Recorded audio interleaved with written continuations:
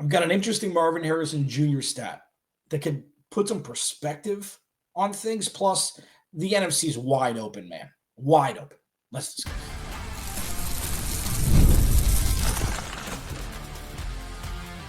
You are Locked On Cardinals, your daily Arizona Cardinals podcast. Part of the Locked On Podcast Network, your team every day. Cardinals. Alex Clancy, that's me. Everydayers, that's you. What a nice little reprieve from football. You know, like getting a long week as Cardinals fans, you media members, me, like it was oddly soothing. Being able to watch football on a Sunday and not have to think at all about anything other than watching football and your fantasy football and all that stuff. Maybe that's just me. For those that didn't see, I did just an open Q&A on Saturday for about half an hour. I might start doing that. If you'd like to see it, leave a comment. Subscribe to the Insider program if you'd like. I've got that going. I've been having conversations all week with some people, which is fun. And yeah, man, I had kind of this realization over the weekend that I'm excited to discuss with you.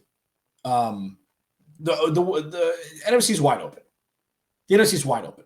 I'll discuss that in the second segment. Is Tennessee a get-right game, or are the Cardinals not allowed to call any game that? I'll discuss that in the final segment. But the Marvin Harrison Jr. thing is fascinating to me. The expectations are sky high, were, still, will be sky high. We've seen flashes of greatness, like truly, not always a Hall of Famer, but like we've seen Pro Bowl flashes. You don't see that from all wide receivers, okay? And I'm not saying that this is something that's like, oh, well, now we're giving consolation prizes for the 4th overall pick. When I look around the league and I see guys pop, Jackson Smith-Njigba this year, Garrett Wilson always seems to produce regardless of who his quarterback is. Terry McLaurin, 1,000-yard seasons forever. I'm not comparing them by any stretch. Justin Jefferson obviously is 1A to Jamar Chase. Like, I see what we see in Marv just exponentially more throughout a game, and I think that's pretty obvious. So regardless of if it's Drew Petzing, if it's Marv, if it's Kyler, if it's a collection of the three, which is what I'm assuming it is, there's still this stat that I put together, and I didn't cherry pick. I genuinely was curious. Like if this is true, this is fantastic. If it's not, okay, then we kind of are where we are. And the reason why I don't like looking for numbers and then making opinions is because you can find numbers for anything. You can find numbers and cherry pick numbers that can defend pretty much any argument. This one I fell into because I was curious if it were the case. So I compiled a list of, I think, seven of the top young wide receivers over the last handful of years, and saw how long it took for them to get to 10 touchdowns. Now, 10 touchdowns, it's a very just arbitrary number, but usually the top of the top average between 9+ touchdowns a year, okay? But when you're a rookie, obviously those numbers are a little bit down, and the second year is when they really pop and things like that. So I was curious to see some of the top guys, how long it took for them to get to 10 touchdowns. And I compiled a list of Justin Jefferson, Puka Nacua, Amon-Ra St. Brown, Jackson Smith-Njigba, Terry McLaurin, and Garrett Wilson. Okay? I took Jamar Chase out of it because he's numbers-wise, like, it doesn't compute at a level of that. And I didn't look up, like, DK Metcalf or Devontae Adams. I wanted to keep it younger. I know Terry McLaurin's 30, but, like, younger. And I didn't cherry pick these numbers. These are the people that I looked up. I truly, if truth be told, I'm not a very smart person. Truth be told, I just Googled young star wide receivers, and it gave me a short list. I'm like, perfect. This is exactly what I need. And the numbers are fascinating. The numbers are fascinating. So the amount of games it took to reach 10 receiving touchdowns. Puka Nacua, in his third season, he just got it. Amon-Ra St. Brown, 2 full seasons. Jackson Smith-Njigba, 2 full seasons. Terry McLaurin, 2 full seasons. Garrett Wilson got his 10th in his third season. Justin Jefferson, 21 games. I went and looked at the game log. Marvin Harrison Jr., 21 games. And I was going to say 20 because he missed the entire Green Bay game last year, but I didn't because there's injuries and things like that. Like the Malik Neighbors injury, I think kind of sparked this. Obviously, wish nothing but the best for the kid to get better, and hopefully he'll be ready for week 1 next year. Like that's just terrible. Tearing his ACL for those that didn't know. One of the most important abilities of a star wide receiver is availability. It's availability. So yeah, it took Puka Nacua to his third season because he was injured for a chunk of his rookie season. I think he missed a game or 2 last year. This isn't Locked on Rams, but like he missed time. Marv, availability. So Amon-Ra St. Brown, that surprised me. Amon-Ra St. Brown taking 2 full seasons, that surprised me. That's what happened. So I don't really know what to do with this information yet. But it's information that's truthful. And isn't that the most important thing, is scoring touchdowns and getting open in the end zone? Like, isn't that the most important thing? Should Marv have like 15 at this point? Of course. Absolutely he should. But for all of the fodder and all of the negative energy thrown towards Marv, a lot of that is warranted, of course. Especially with what we saw during the first 3 quarters of the game this past Thursday and against the 49ers, really. Dude gets in the end zone. And it's like Trey McBride doesn't. Trey McBride doesn't. But Marv does. So when you look at the Marvin Harrison Jr. experience thus far, it's not what everyone expected the second coming of Larry Fitzgerald to be, with Hall of Fame blood in his body. It's not that yet. But I think we're far, far overlooking what the good parts look like. Like, this isn't Kevin White, dude. This isn't Jalen Reagor. This isn't enter hundreds of wide receivers. And I know they didn't all go number 4, top overall. Like, I understand that. That's kind of loosey-goosey on my part. The look test doesn't look as good as the numbers show. And normally I'm a look test guy, and I'm still a look test guy. But it surprised me when I looked at how long it took the other guys to get there. And Marv got there 10, 12, 14 games sooner. It's not nothing. It may not be something, but it's not nothing.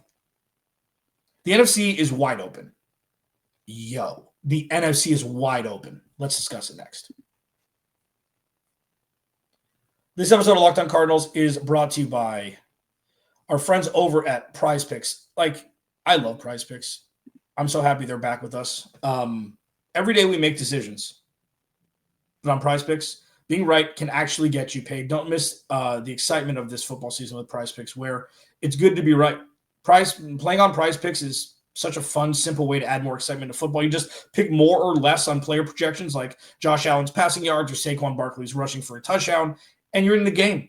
It's as simple as that. Download the Prize Picks app today. Use code LOCKEDONNFL to get $50 in lineups after you play your first $5 lineup. That's code LOCKEDONNFL for $50 in lineups after your first $5 play.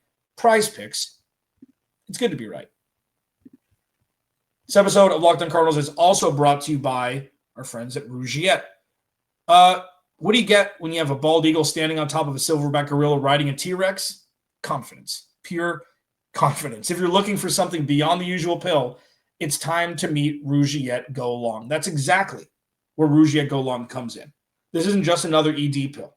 It's a total game changer for confidence. Go Long combines 2 doctor-trusted medications in one dual-action formula so you can get hard and go the distance. The process is simple. Connect with a board-certified doctor 100% online, and if prescribed, your treatment ships discreetly right to your door. If prescribed, your treatment gets right there, man. Boom. Discreetly to your door.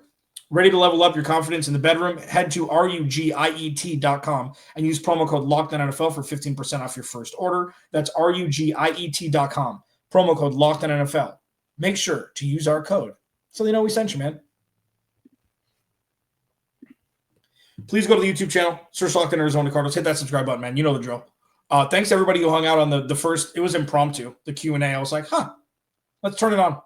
I appreciate everybody showing up. If you want your questions answered, and you're not part of the insider program yet, which you should be. And I think I might be doing it moving forward. TBD. The NFC is wide open. It's something like when watching the games yesterday where we didn't have anything to do with the Cardinals. Couple things. One, the Saints win the way they won doesn't look nearly as bad after watching the Saints play football elsewhere. Like, Spencer Rattler is going to be a good quarterback in this league. He is. They gave the Bills all they could handle. Obviously, the Bills pulled away at the end, but that was a one-score game in the fourth quarter.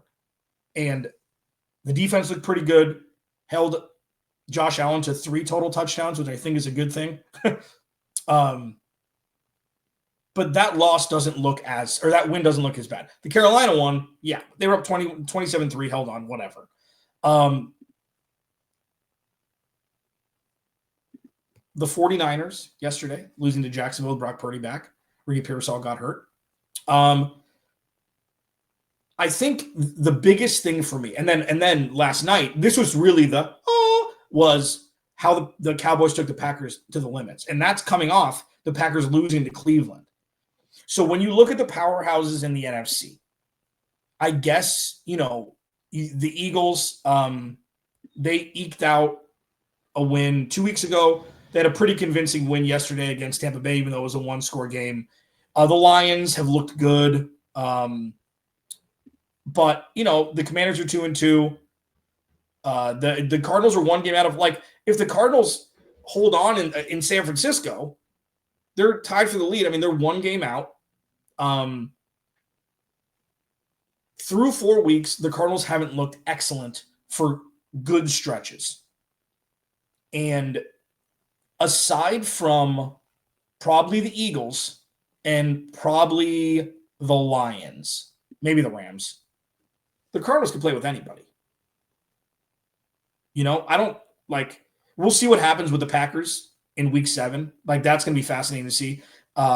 They do have, they have 2 AFC South opponents the next 2 weeks. So do a little sister divisioning there. And then, they have Green Bay in week 7. But it's like watching football yesterday, it's like, man, there's still a lot of bad football being played. Matthew Stafford's good at football, and his back isn't an issue. He and Puka and Devontae Adams have it figured out. But Indy took them to the limits. Indy should have won that game. And the Cardinals have them in 2 weeks. I know the Rams had it at home, but the Cardinals have them in 2 weeks. I think, and this I could 100%. I don't know if I'm too close to it, and being season number 9, that can't be it. I think we may be too close to the Cardinals, watching them with tooth and nail under a microscope, to realize how much closer they are to other teams than we think because of what we're watching under a microscope. And then the other side of me, I almost didn't bring this up. The other side of me is thinking, and I don't know which one's going to win. The other side of me is thinking, okay, so the Cardinals got out to a lead and then just kind of hung on for dear life in weeks 1 and 2 to teams that are inferior to them for sure. Is that what Seattle did with the Cardinals?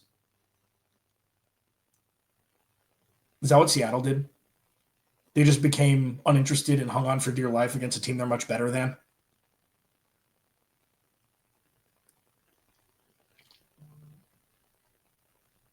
That's like that in the back of my head terrifies me a little bit. It's like, is that the only reason why? It's because Seattle just wanted to run out the clock. I can't think that's the case. I think the Cardinals are much closer to Seattle than the Saints and Carolina are to the Cardinals. But they haven't beat the Seahawks in a long time. And the only thing that is like kind of a redeeming quality for me from that game in this specific instance is they weren't playing prevent defense in the fourth. They were still playing their same defense in the fourth against the Cardinals. And the Cardinals offense beat the same version of the defense that they couldn't stay on the same field with for 3 quarters before that. So you've got that going for you, at least. But you look around the NFL, the Eagles just look good. Their run, Saquon Barkley's not doing much. They're just figuring out ways to win games. The offense doesn't look fantastic. Their defense does, and they're just figuring out ways to win games. The 49ers, I think if this Cardinals plays that 49ers, the Cardinals win 7 out of 10. The Seahawks, probably the best team in I would say the Rams are probably the best team in the division, in my opinion. But, Packers, Vikings, Bears, Bucks, who they'll play, Falcons, who they'll play still later in the season. The Cardinals can compete with all of them. Numbers-wise, just as kind of a barometer check on this, extended week off or, extended game to game. The Cardinals are giving up the second least amount of points in the NFC. I think that's pretty good.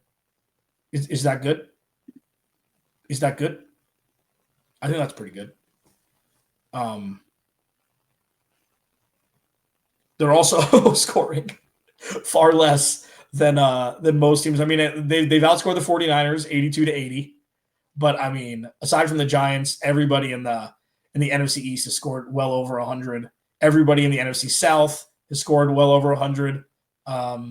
So not fantastic there. But when you look at it from a broader lens through 4 weeks, it's not fantastic. And you know that I don't blow, rainbows and butterflies up your rear here, but it's not even that it can be so much worse. It's that the Cardinals have survived through 4 weeks playing not great football. And they're in the thick of it. And this isn't, they're 1-3. They can make a move and win 7 games in a row. No. They're in it. They're in it. And the offense turns it on, we're having different conversations. The offense doesn't turn it on, we're having the same conversations, just more grave. But through 4 weeks, whatever. Whatever. If they win 2 out of their next 3, they're going to be in good shape.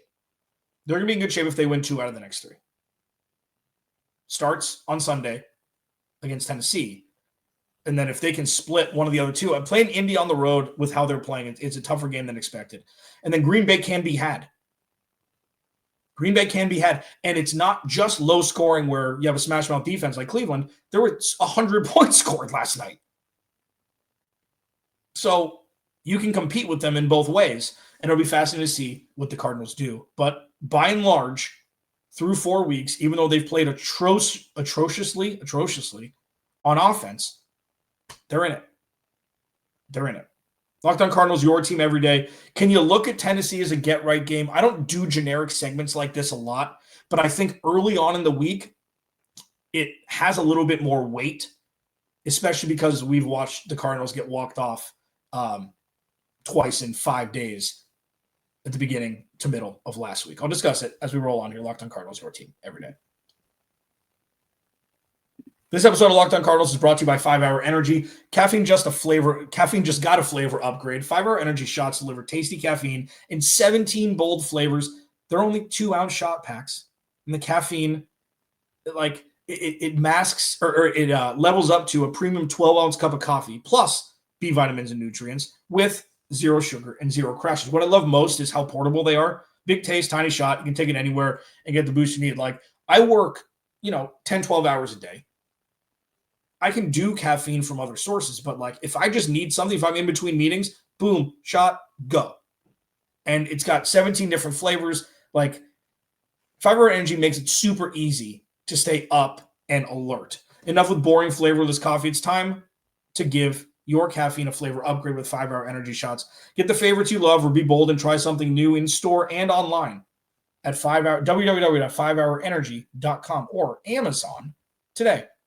Today's episode of Locked On Cardinals is also brought to you by FanDuel. The NFL season, dude, we're almost done with week 4. Appreciate it. FanDuel has an offer you don't want to miss. New customers right now can bet just $5 and get $300 in bonus bets if you win. That's right. Pick a bet, put down $5, and if it hits, you'll unlock $300 in bonus bets to use across the app. You want to pick who's going to win the MVP? Who's going to make the Super Bowl? Who's going to win the NFC West? You can do futures. You can do single game parlays where you bet a little or win a lot in the same game. You can do whatever you want over at FanDuel. So what are you waiting for? Visit FanDuel.com, download the FanDuel app today. Get started. Please go to the YouTube channel, search Locked On Arizona Cardinals. Hit that subscribe button, man. Is it a get-right game on Sunday? Yeah, but I mean, like, it's different this year because the Cardinals have actual expectations. So you can utilize get-right game because this is a team that the Cardinals should absolutely destroy. Nick Rowles and the defense can have a field day against the rookie, Cam Ward. They haven't really gotten anything going on either side of the ball. Jeffrey Simmons is still a beast on the interior. I'm going to do my crossover Thursday with Tyler Rowland, one of my dearest friends here on the Locked On Podcast Network. So he'll do a deep dive into what it's been like in Nashville. Yes, but I think this is an offensive thing. Like, the Cardinals need to put up points. You want to get to a point where Kyler Murray's not playing in the fourth quarter. That's what the get right is for. It's for the offense. The defense doesn't need to get right. The offense needs to get healthy, but they don't need to get right. The offense has been the only reason why the Cardinals are winning, or the defense has been the only reason why the Cardinals are winning games. So if there was ever kind of a intermezzo, fine dining terminology, if there's any sort of time for a palate cleanser with what has been a tough, what will soon to be 2 weeks, this is it. This is the right time. Because if they have Green Bay at home on Sunday, yeah, it wouldn't be as ideal. Now, you have a guy who's probably on the hot seat, Bill Callahan. Could get, like, if the Cardinals put up a 30 burger against him, that could be it for him. Could be the final nail. But this is just a quote-unquote get-right game for the offense because they're the only side of the ball that needs to get right. Hopefully you see Will Johnson back. I mean, Walter Nolan's got to be ramping up at this point. I have no idea what the hell's going on with Bijou Ojulari. Like, we're now 14 months removed. Like, I don't know what is going on.